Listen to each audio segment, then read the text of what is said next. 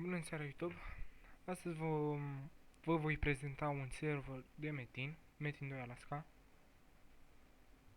Acesta este foarte populat.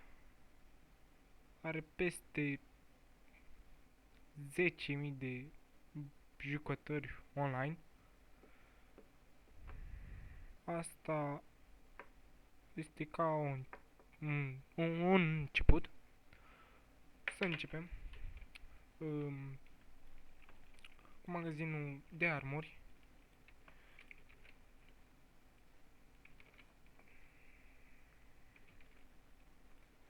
Aici găsim teme între level 50 mi se pare, sau chiar 26 mi se pare. Nu contează. Itemele între 54 bătălii, oțele, coliere, accesorii. Le puteți farma în map Alaska și map farm. Magazinul de arme. Cam acestea sunt. Aici pentru level mic, ca să puteți crește, mai puteți face și itemele de 54, cum ar veni rățară, lacrimă, cer, colier. Le puteți face în V2, acolo pică și scuturile. Magazin în general, diverse. Aici găsim rouă, finisaje, iteme pentru cal, dacă v-a murit sau așa ceva, pergamente, exorcism și citite, ca să puteți face P-uri. Aveți piatră curcubeu la general, vă dă skill-urile G și voi trebuie să le faceți P. Cu piatră spirit, aceasta cade la pietre, în map farm, mapa Alaska și cam atâta. În mapa Alaska puteți intra de la level 100, map farm de la 50, vă arăt acum. Map beta e ca să creșteți de la level 80 până la 100, după aceea mergeți în mapa Alaska, creșteți acolo de la 100 până la 110. Map King e o mapă în care aveți mobi, adică boși, în afară de dragoni, Azrael, și mai avem dragonul roșu și cam atâta. Pădurea roșie, V3, V4, de la 90 și 75, map 1, ia, să mai vedem ce mai pe aici, țara lui Pingu, aici e țara de foc, cum ar veni, dar așa a făcut-o owner-ul, ca să fie numele lui. Stafful e prietenos, face OX-uri și eventuri cam în fiecare seară. Acum avem magazin de onoare. Aici putem găsi premii, costume, upgrade-uri la iteme de 500, 1000 și 10.000. La premii de 10.000 avem un premium shop, mi se pare. Dacă dați click pe el și după aceea dați iarăși pe magazin, o să vă arate aici magazin shop sau ceva de gen. Dați acolo și intrați într-un magazin în care puteți lua upgrade-uri mai ieftine. Banii puteți să faceți ușor. Ce mai avem? Premii cu puncte. Aici punctele le faceți la pietre, tot felul de pietre, în map de farm. Mai avem și loteria. Uitați. Dați aici, puteți să câștigați 500 KKK, nu, 500K, cam așa, da? Băgați un număr de la 1 la 20, de exemplu 14, dați ok, ați introdus numărul 14 și 17 e norocos, adică e foarte simplu și nu vă ia mult, cred că 100k, 100k, cam așa, așa zic eu. Avem și un event de Crăciun. Eventul acesta îl puteți face la orice mod, vă dă șosetele le duceți la pomul de Crăciun, acolo vă dă la 50 de șosete un cover de Crăciun.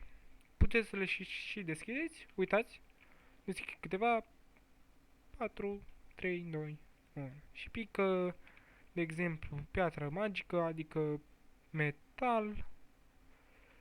Aici mai avem peturi, chili, de toate.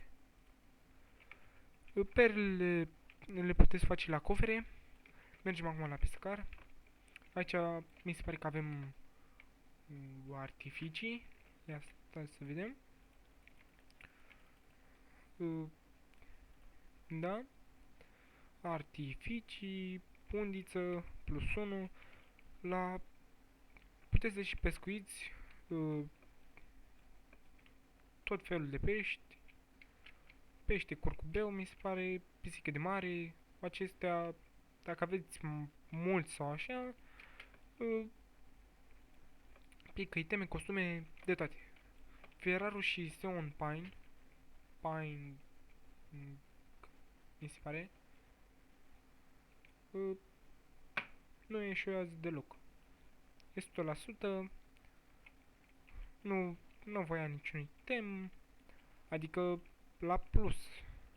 Aici mă refer, uitați, cercei de abanoși dau plus reușită. Până la plus 9, să vedem.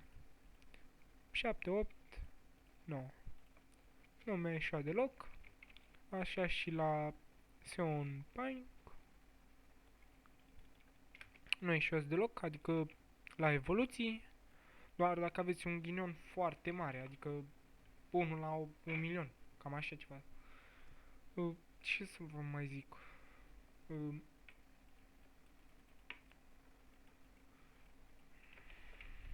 Magazinul de onoare v-am arătat. Ca să faceți puncte de onoare, omorâți player, v-am zis. Aici în dreapta avem sistemul, dați pe el și vă dă 10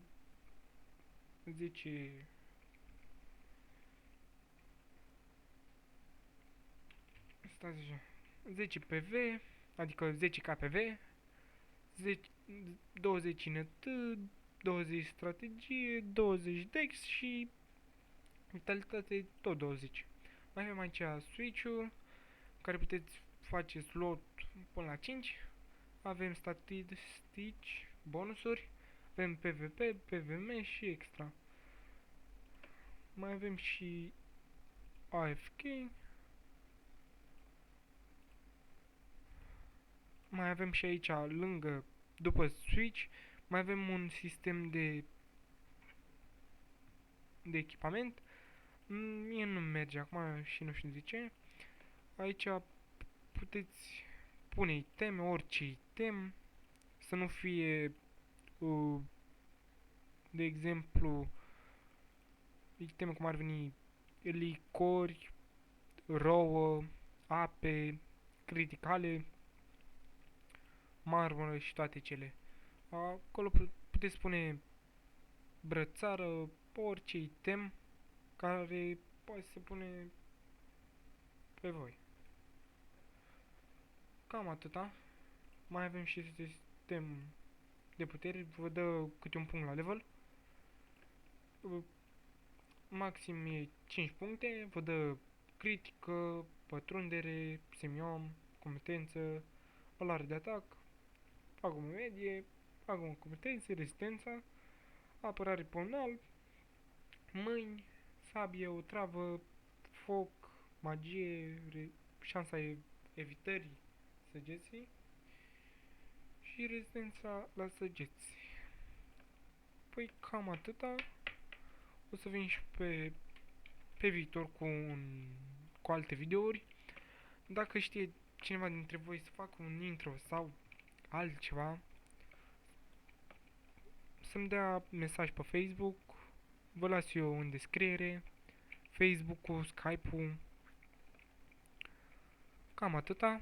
Dați un like, nu uitați să vă abonați. Și așa de început, dați un comentariu dacă v-a plăcut. Și ce să vă mai spun?